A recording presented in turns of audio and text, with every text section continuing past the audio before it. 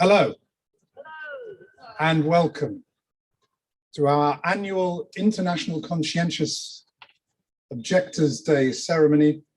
Welcome to those of you here in Tavistock Square, and welcome to those joining us online. A little bit rainy here in London, but it's lovely to see so many of you here. I'm Michael Mears, actor and playwright, who some of you may know from my play, This Evil Thing, which portrayed the struggles of Britain's First World War conscientious objectors. Today's ceremony is organised by the International CO Day Group, a coalition of 14 peace organisations. The CO's stone, here behind me, was unveiled in 1994, and this ceremony has since become an annual event, though for the past 2 years we could not gather as normal here in Tavistock Square. This year, though, we are here in person, many persons, and we're also live streaming it. And you can find the live stream by visiting co-day.org. If you're watching, please join in the YouTube live chat. Maybe let us know where you're watching from. And please share the YouTube video on social media, both live and afterwards. If you're on Twitter, please use the hashtag #CODay. One of the people I portrayed in my play was Bertrand Russell, the philosopher and pacifist who did much to help the cause of British conscientious objectors in the First World War. In a letter to the Manchester Guardian in March 1917, he wrote this: "There are no doubt many kinds of reasons which lead men and women to become conscientious objectors. But I'm convinced that the chief reason is a sense of the solidarity of mankind. The Germans, too, are included among mankind. The conscientious objector does not believe that violence can cure violence, or that militarism can exorcise the spirit of militarism. He or she persists in feeling solidarity with those who are called enemies, and believes that if this feeling were more widespread among us, it would do more than armies and navies can ever do to prevent the growth of aggressive imperialism, not only among ourselves, but also among potential enemies." Now, our first guest speaker this afternoon is Semih Sapmaz, who is the Right to Refuse to Kill program worker of War Resisters International. As part of his work, he campaigns for the rights of conscientious objectors across different countries, including Turkey, Colombia, Israel, Greece, South Korea, and Ukraine, as well as others. Semih will speak to us today about why it's important to campaign for conscientious objection today, with examples from around the world. He will also share with us messages from conscientious objectors from Ukraine and Russia.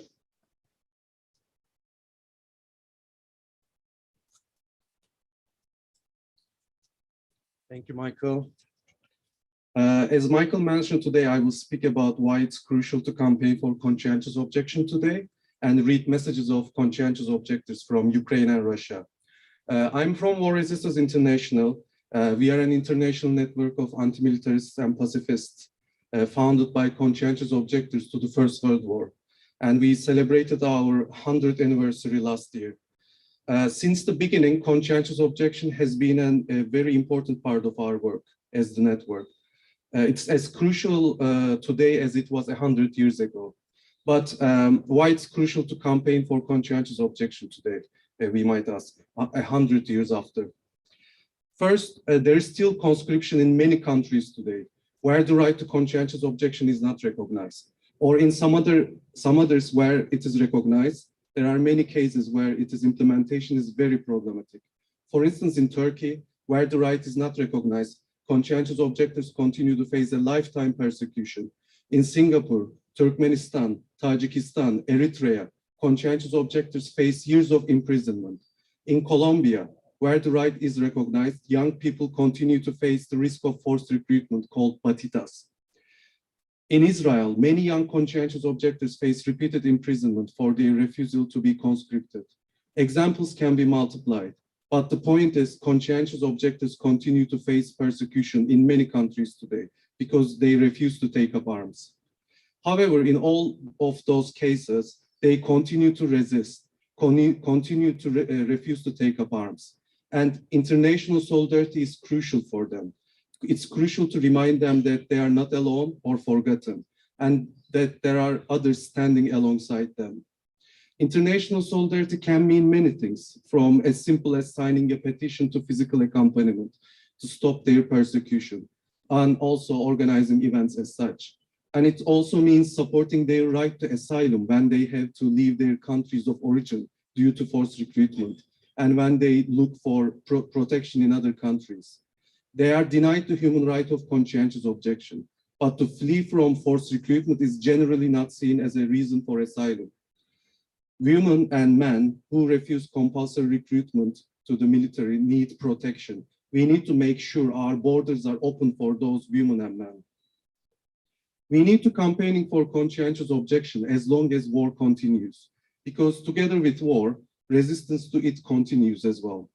And objecting to participate to war, be part of violence in all its different forms, remains to be most powerful way of resisting it. And we are witnessing this happening today in many different parts of the world. In Israel, many young people refuse to be part of the occupation and refused conscription, despite the consequence of imprisonment. We are witnessing an ongoing war in Europe at the moment. Among all the tragedy of war, we are also hearing inspiring stories of resistance to it. Today, many Russian young people refuse to participate in this war. In Ukraine, pacifists keep their calls for peace as they oppose violent resistance. Now, I will read a part from the statement of Russian conscientious objectors calling for peace. By the way, in this statement, they are referring war as special operation because even though they know it's a war, they need to refer as special operation because they might be prosecuted otherwise. In the course of the months of warfare, conscientious objectors say, we have witnessed a totally new phenomenon, cases in which professional soldiers refuse to participate in this special operation and demand to terminate their contracts. We wish to express our special gratitude to those soldiers and police officers who had the courage to refuse to kill and die in a foreign land, who refused to participate in this special operation. Today, when many people apprehend the introduction of partial or full military mobilization in Russia, it is precisely the right to conscientious objection to military service that offers them support.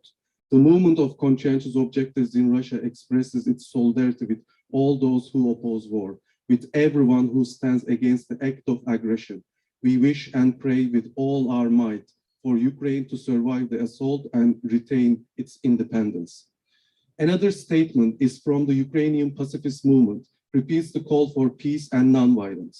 Ukrainian Pacifist movement says, we call on all peace-loving people in Ukraine and around the world to remain peace-loving in all circumstances and to help others to be peace-loving, to collect and disseminate knowledge about peaceful and non-violent way of life, to tell the truth that unites peace-loving people, to resist evil and injustice without violence, and debunk myths about necessary, beneficial, inevitable, and just war. Our actions should be guided by hope for a peaceful and happy future, and not by fears. Let our peace work bring closer to the future from dreams. War is a crime against humanity. Therefore, we are determined not to support any kind of war and to strive for the removal of all causes of war. These are the words of the Ukrainian pacifist movement, and I have nothing to add except sharing my solidarity and delivering your messages of solidarity to them. Peace and love. Thank you. Thank you so much, Sami. We're now going to hear a poem read by Kika Markham. Kika is a wonderful actor in theatre, television, cinema, and also a lifelong political campaigner for peace building, justice, and human rights. She marched to Aldermaston at the age of 16, and as well as supporting other causes, is a patron of the Stop the War coalition. Kika's actor father, David Markham, was imprisoned for being a conscientious objector, and after his release, made himself unpopular by refusing to act in films and plays that glorified or romanticized war. Kika will read a paragraph from her mother's memoir, describing the grief and stress on the day that David went into prison for his beliefs and principles. And then she'll read the poem Go Down Fighting by Sue Gill-Murray. Kika.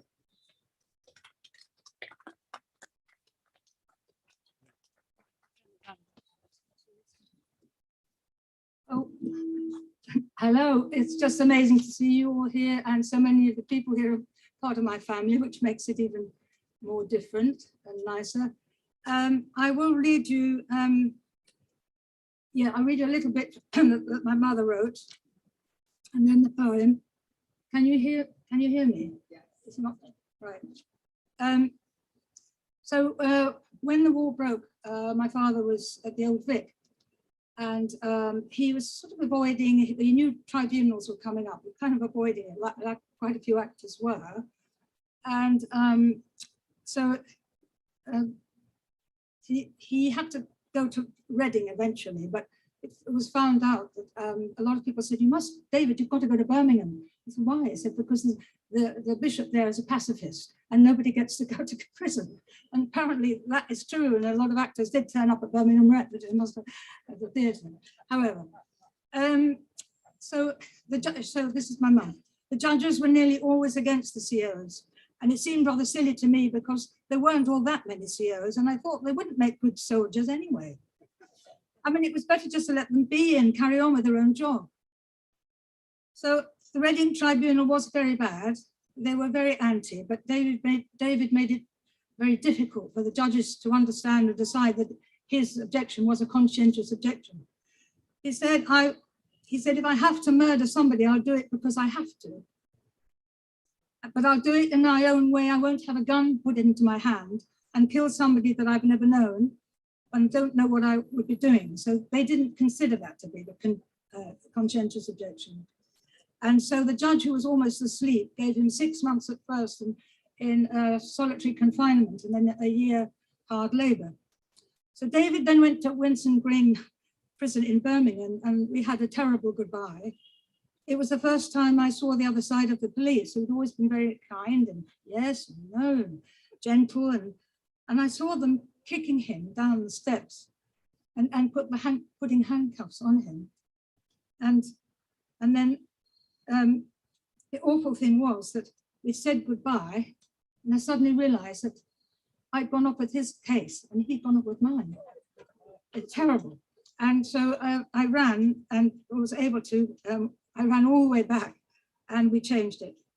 But just to add this, the prisoners apparently were very, very kind to him, and they taught him how to do a break into a house, should he need to do it. And so in a way, my father's understood really how prison was just a complete waste of time, and they'd never make it better for the prisoners or anything like that. When he came out, my father had got white hair and could hardly speak. And he became a prison reformer, but he continued to act, but he was a prison reformer. I'll read the poem now. It's called Go Down Fighting. They call us into battle to fight for Queen and country, protect our mighty nation, its honor and its glory, its privilege and status, its money and its power, its safety and its comfort against our fellow humans. But if I must go down fighting, I'd sooner fight for justice, and let it be for justice for all our fellow humans. If I must go down fighting, I'd sooner fight for freedom, for those upon the margins, the poor and the exploited, and let it be for peace. They call us into battle to fight against the others, the alien, the foreign, the ones who are not like us, the black or white, Asian, the Hindu, Muslim, Christian, the Arab, the Israeli, the Protestant or Catholic. But if I must go down fighting, then I will fight the hatred, the xenophobic poison, the subtle propaganda. And if I must go down fighting, then I will fight the malice, the lies, the distortion that try to keep us blinkered, and let it be for peace. Okay. They call us into battle, to fight with bombs and bullets, with helicopter gunships, uranium-tipped missiles, with homelessness and hunger, with misery and murder, imprisonment and torture that turn more hearts against us. But if I must go down fighting, I'll arm myself with music, with poetry and singing, with melody and rhythm, and I will go down fighting with songs to break down fences, with high explosive laughter, with armor-piercing lyrics. I will not go quietly. I'll leave my song behind me, and those who follow after will sing it even louder. And it will be for love, and it will be for joy, and it will be for peace. Thank you very much.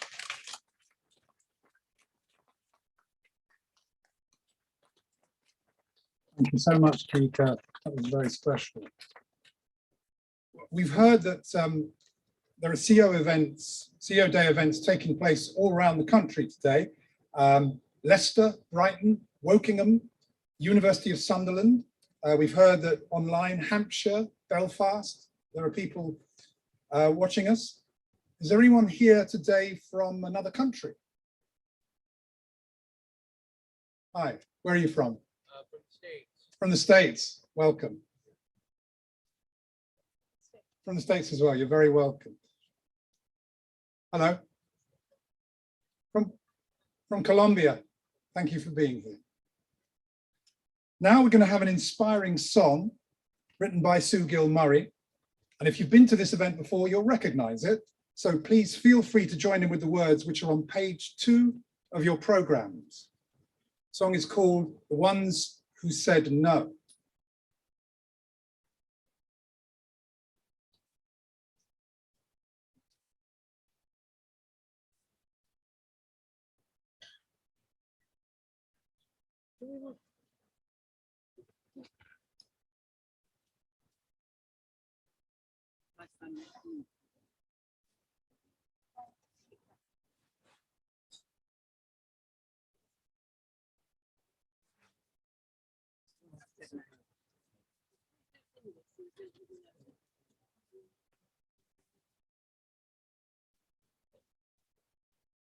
People what are their hopes for the future? Likelihood is they say they want peace. Sadly deplore all the world's many conflicts. Look for a time when they finally cease. Yet these same people talk of past glories. Praise our brave armies with pride all aglow. Lovers of peace, praising fighters of battles. Never a word for the ones who said no. Never a word for the ones who said no. When the call comes from their king and their country, most will relinquish the power to choose. High sounding words urge them on towards duty. Few are the people who dare to refuse. Yes, it takes courage to march into battle. Go where authority tells you to go. Whether as butchers or lambs to the slaughter, courage no less had the ones who said no. Courage no less had the ones who said no. So don't despise in a culture of warfare In many lands they are suffering still, branded as worthless, as cowards, as traitors, punished for simply refusing to kill. Proud politicians and posturing generals stand on their dunghills and mightily glow. If they were stripped of their plumage receiver, shamed by the fate of the ones who said no, shamed by the fate of the ones who said no. Ask people what are their hopes for the future. Likelihood is they will say they want peace. Yet in their hopes upon weapons and armies, even as damage and danger increase. Look back to those who have dared to be different. Over the world, let their clear courage show. Army unarmed, let it swell into millions. Cry yes to peace with the ones who said no. Cry yes to peace with the ones who said no.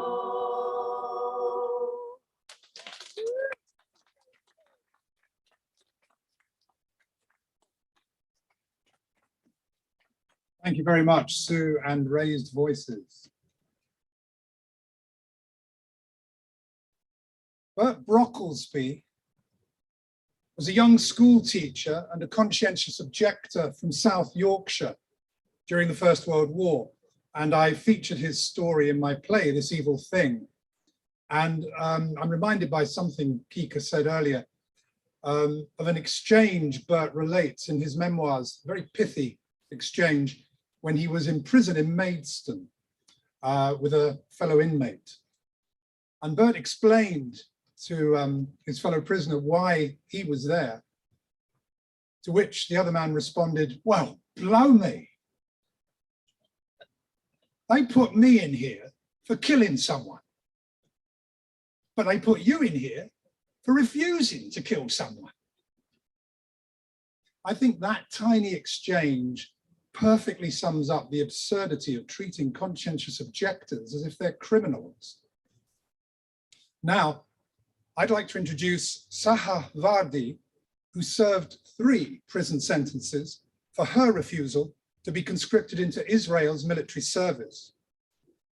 Sahar is a campaigner against the arms industry and militarism, and she is now doing postgraduate research at the University of Bradford's Peace Studies Department, and we're delighted that she could join us. Sahar.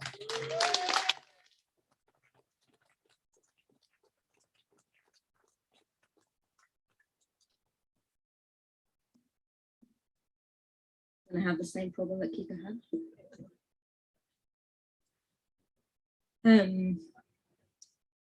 I always don't know how to start these things by saying, hello, I'm Sahar, and people usually introduce me here as Michael does as a conscientious objector, which is strange because us as Israelis, we both don't have a term called conscientious objection. But also when we do use it, we never use it in the present tense. I'm not a conscientious objector. I was a conscientious objector way back, not that way back, but way back then. And I was just reflecting about that a bit, because I think conscientious objection is not something that you do once and just are that, right? It is a call for continued action. And in many ways, I think that is what we also need to be talking about. But before I speak to that, I want to recognize that this is the first Conscientious Objectors Day event that I've ever been to. And the main reason for that is that we don't really mention this day back home, because May 15th is Nakba Day, is the day in which Palestinians commemorate the destruction of villages and the dispossession of people in the end of the 1948 war. And it always feels strange to be talking about conscientious objection at the light of what war actually does. It also seems right to be speaking about it, but also strange at the same time. And I think that this week specifically, it's hard to not mention what has been happening back home. I'm sure this has been filling a lot of the TV screens and news cycle here as well, with the killing of Shireen Abu Akleh. And I do want to come to that killing for a moment, because it is obvious to say that if the soldier who likely shot her would have refused, she would not have been dead.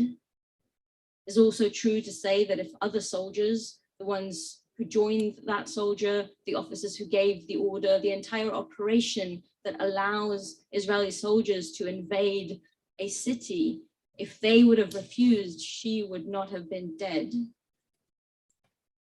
And that's what conscientious objection is about, refusing to be those soldiers, but it is not enough. If I look today at Israeli media and I see the Israeli journalists who, other than not saying that it is the fault of an Israeli military, regardless of who actually shot, right? The idea of a military invading a city and a journalist getting shot, it is the fault of that military. Beyond the fact that they ignore that, they keep building into the same narrative that allowed her death, the narrative that says that if Palestinians are killed, they are collateral damage, even if it was the fault of the army, the narrative that says that now Palestinians are using her death to create hate, a narrative that allows the next military operation.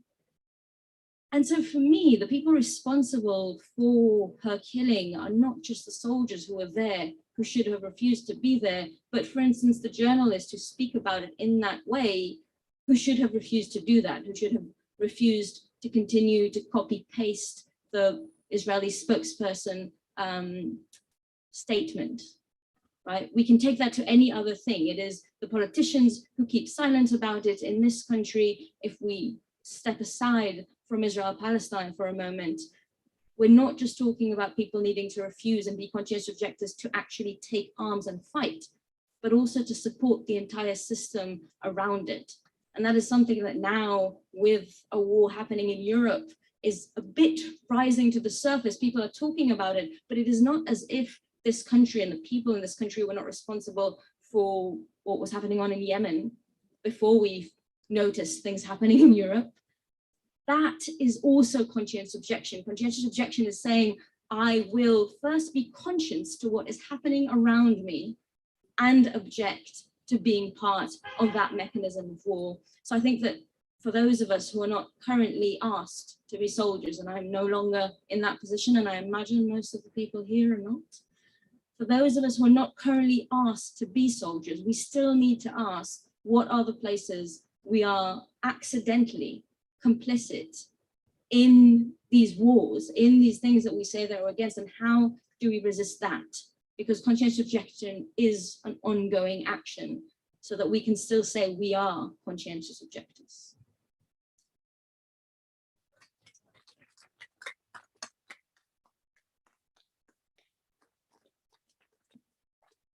Thank you so much, Sahar. Well, we've now reached the point in our ceremony where we're going to read out the names of 85 conscientious objectors, representing conscientious objectors from all over the world and all periods of history. Some of you should have a name tag on your flower. And when the name of your conscientious objector is read out, please do come forward to lay your flower on the conscientious objector's stone. So I'm going to hand over to those who are going to read out the names.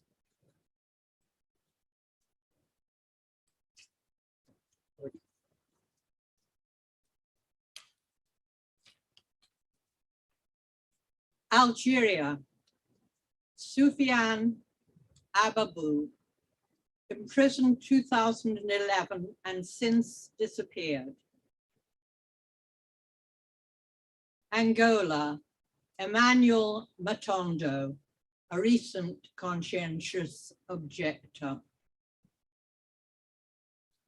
Argentina, Christian LaSalle, one of 5 who made a public presentation of conscientious objection August 1993. Armenia, Bahan Beyakyan, imprisoned 10 months in 2002. Armenia, Nagorno-Karabakh, Areg Avanesyan, imprisoned 4 years in 2005. Australia, Charles Edward Martin, imprisoned in 1970. Austria, Joseph Moises, imprisoned 5 years as disobedient soldier in World War I. Austria, Anschluss, Franz Jägerstätter, beheaded Berlin, 9th of August, 1943. Austria, post-1945, Christian Schwarz was refused conscientious objection recognition in 1989. Azerbaijan, Samir Husseinov, imprisoned in 2007.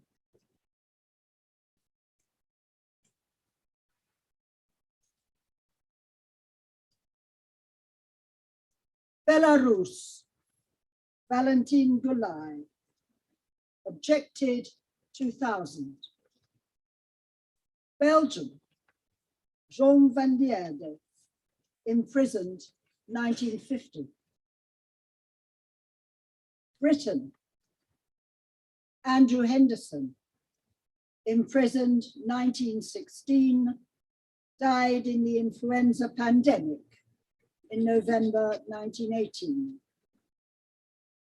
Bulgaria, Kostadin Angelov Kalmakov, imprisoned 1986. Canada, R.G. Brooks, imprisoned 8 months, 1946. Chile, Javier Garate, publicly declared as conscientious objector in the early 2000s. China, Zhu Zhitong, arrested for publicly burning his military uniform, 1989. Colombia, Soy Diego Califoniera, first objector, 1993. Croatia, Tiomir Campanello, objected 1999.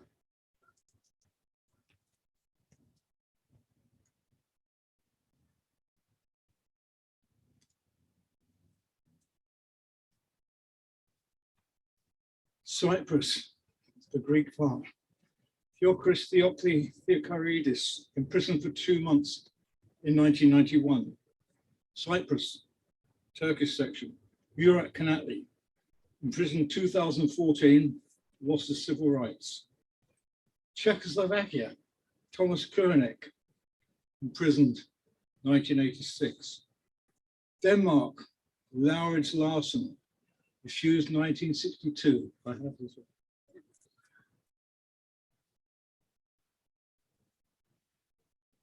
Egypt, Mikhail Nabil Sanek, first recorded conscientious objector, imprisoned for 3 years, 11th of April 2011, for insulting the military. Eritrea, Nagadi Teldemariam, imprisoned continuously since 1994. Finland, Kai Raninen, total resistor, 1990s. France, Louis Lequin, pioneer CO, imprisoned in 1917. Georgia, Kakar Bagalashvili, imprisoned 16 months in 1996.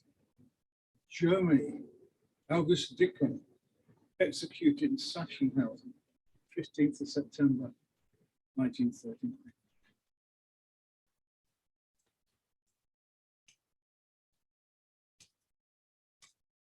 Germany, East, Günter Fritsch, imprisoned 1965.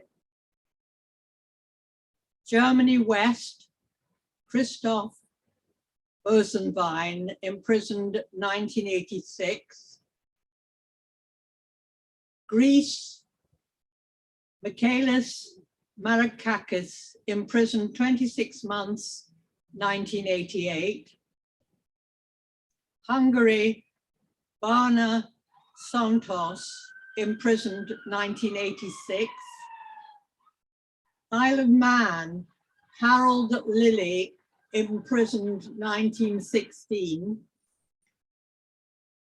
Israel, Sahar Peretz, age 19, 88 days in prison, 2021. Israel Druze, Salman Salameh, in military detention in 2002. Italy, Pietro Pina, pioneer conscientious objector, imprisoned in 1949. Japan, Suji Hirayama, attempted to refuse orders in World War II.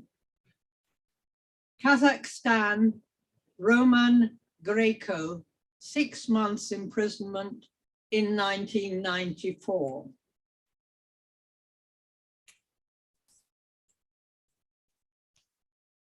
Bermuda, Rod Adrid Sterling, finally recognized by the Court of Appeal in 1996.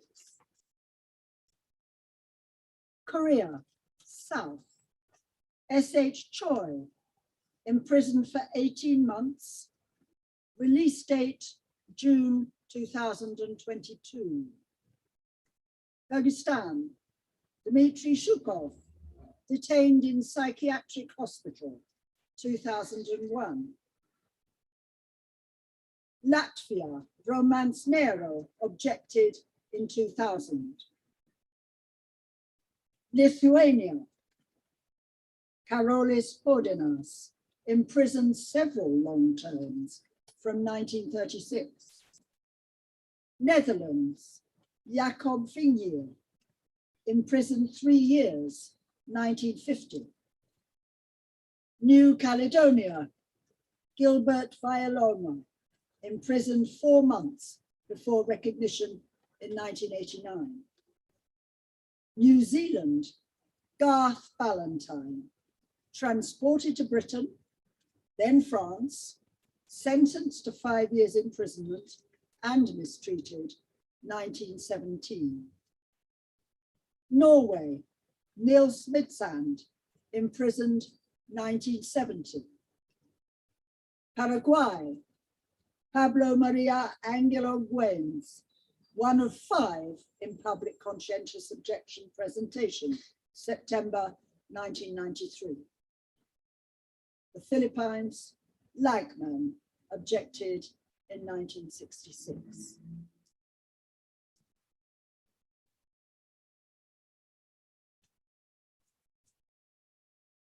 Poland, Paulus Maciak, imprisoned 1 year, 1993. Portugal, Paulo Milomans Dematros, objected, 1977. Puerto Rico, Flip Howard, arrested, 1949. Rhodesia, Richard Nottingbell, imprisoned 5 months, 1977. The Roman Empire, Maximilianus, beheaded Tavistock, North Africa, 12th of March in the year 295. Romania, Alexandra Chihon, 5 sentences of 2 years each in the 1920s and 1930s. Russia, Vadim Nazarov, imprisoned 12 months, 1998. Serbia and Montenegro, Diagosław Dojkic, objected 2005. Serbia, Kosovo, Argon Kurhash, resisted Serbian call-up 1990 and pressure to join the KLA in 1998. Singapore, Adrian's James Ramos, his second term in prison, expected release 2023.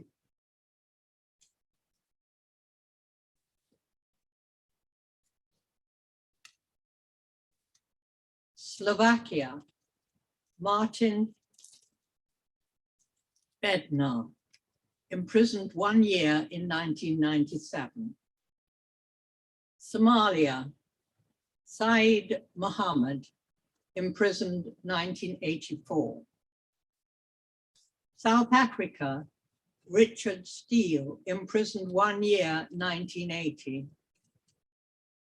Southwest Africa, Rashid Ruanezi, refused in 1987.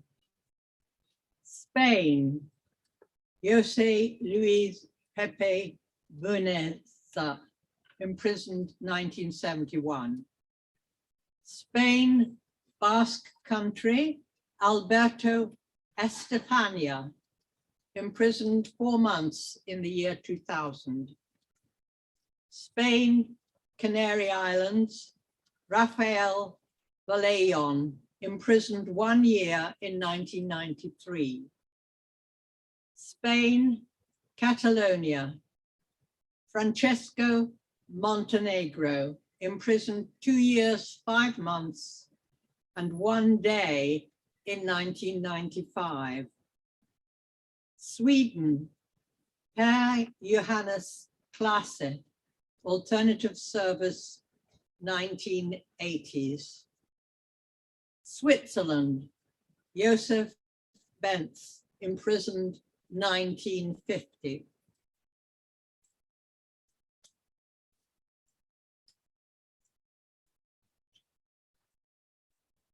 Taiwan, Xi Mingde, imprisoned 1986.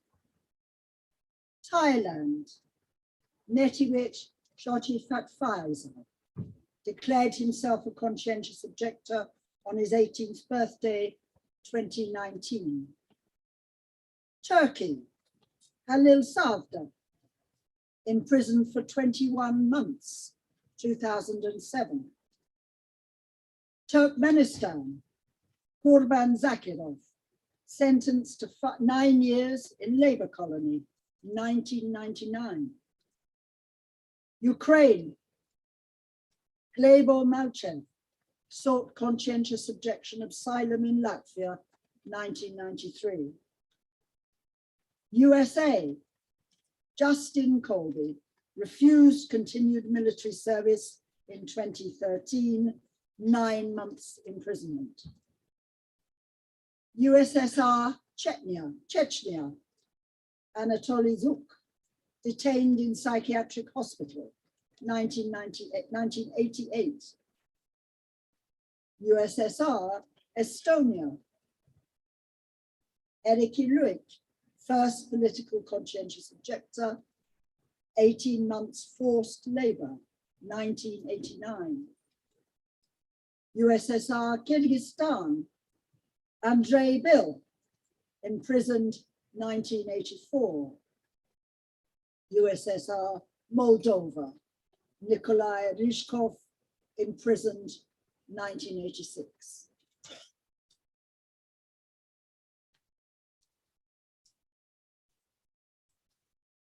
USSR, Russia, Dmitry Argonov, distributed leaflets explaining objection, 1985. USSR, Ukraine, Sergei Asnoj, 18 months forced labor, 1991. Venezuela, Rafael Uzcategui, objected, 1990s. Yugoslavia, former, Ljubomir Petric, imprisoned for 8 years in 1963. And Yugoslavia, latter, Bojan Aleksov, discharged from army as mentally unstable after refusing to fight the civil war in 1991.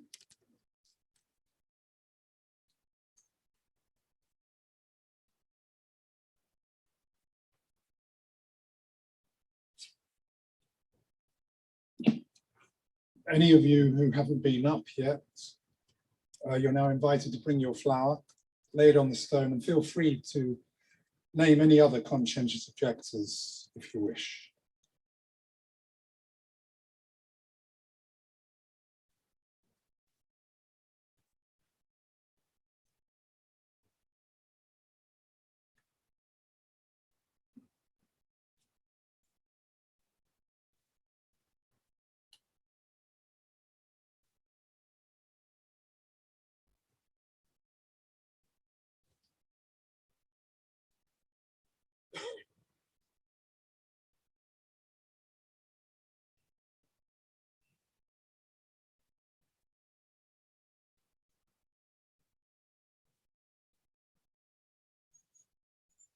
Thank you. So we'll now have a minute's silence, before which I'll just remind us all of the inscription on the stone behind me.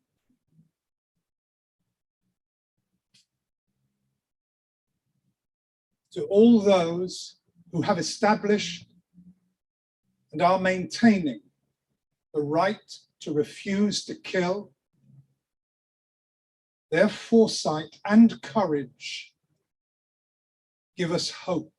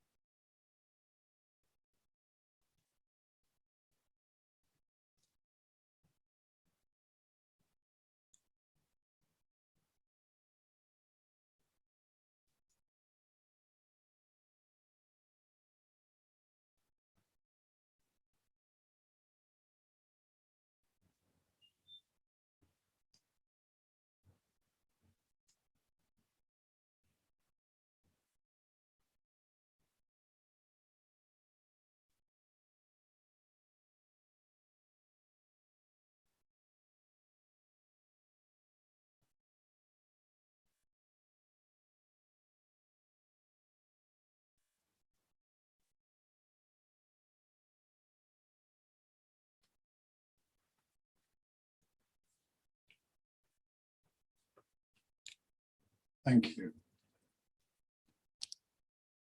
If you want to keep in touch with news about conscientious objection, do look at our website, co-day.org, where you can find more resources and information. The European Bureau for Conscientious Objection recently published their annual report on the situation in countries belonging to the Council of Europe. And you can find this report on their website. And now a plea. The organizations behind this ceremony need your support. It's put together by a coalition of 14 peace organizations listed in your programs. And it does cost a bit of money to put this event on. I mean, the background traffic effects are donated free of charge, but it does cost something to hire the chairs and the audio and the video and so on and so forth. So if you can, please give something towards the costs. We'd be very grateful. For those of you following online, please use the donate button. And for those of you here in the square, there's a box for donations over there, which Claire's holding up. So thank you all very much for coming. And thank you to those who are watching online. Do look at the stalls before you go.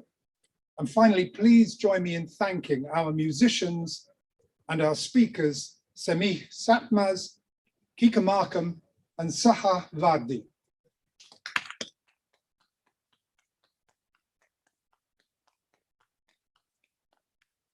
Many thanks to you all for coming in the rain with your multicolored umbrellas.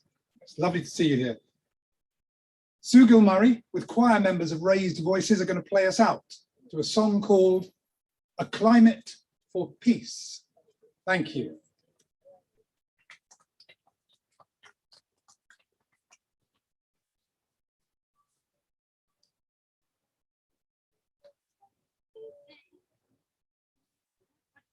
With an umbrella before.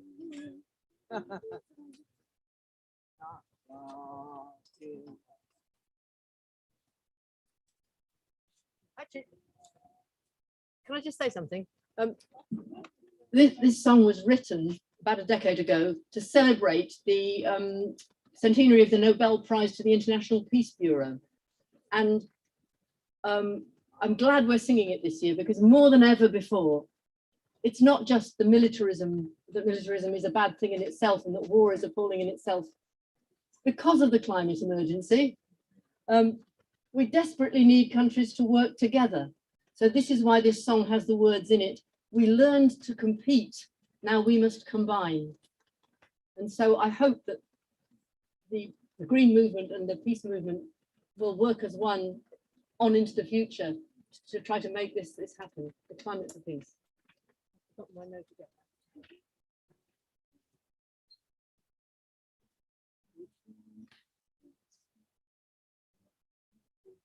No.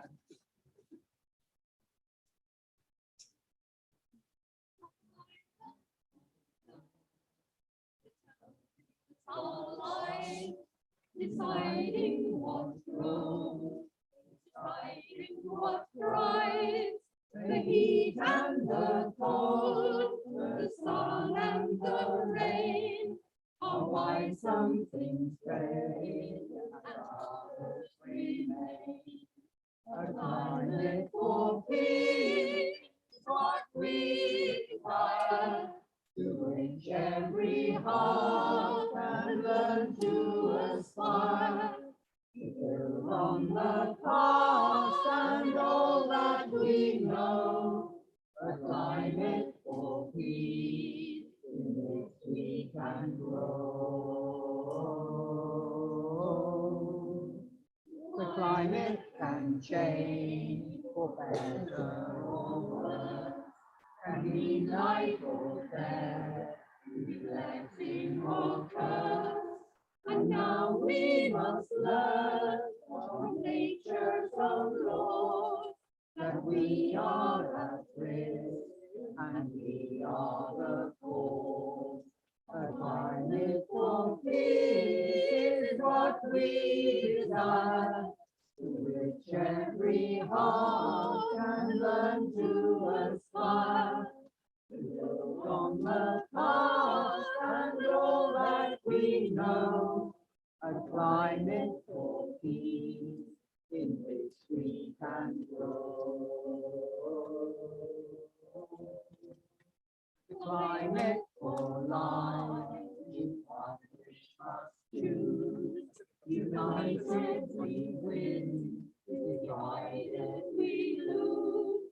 We learn to compete, now we must combine, to reach out your hand, on it with mine. Climate for peace, what we desire, to which every heart can learn to aspire, to build on the past and all that we know, a climate for peace in which we can grow.